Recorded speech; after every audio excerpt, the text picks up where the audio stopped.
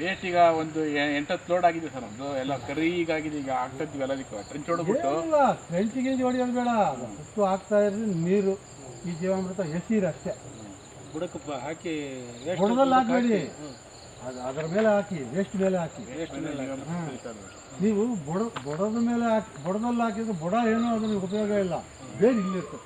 ಅಂದರೆ ಸ್ವಲ್ಪ ಹತ್ತಿರ ಆಯ್ತಲ್ಲ ಸರ್, ಇಲ್ಲ ಇವೆಲ್ಲ ಮರಗಳು ಹತ್ತಿರ ಆಗಬೇಕು ಸರ್.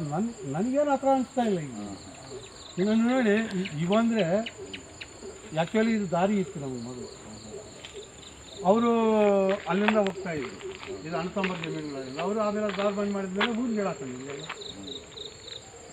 ದಾರಿ ಇರೋದ್ರಿಂದ ನಾನು ಹತ್ರ ಹಾಕಿದ್ದೀನಿ, ಈ ಕಡೆ ಗಾಳಿ ಇರ್ತದಲ್ವ ಅಂತೇಳಿ. ಅಲ್ಲೆಲ್ಲ ಏನೋ ಮಾಡಿದ್ದೀವಿ ಸರ್.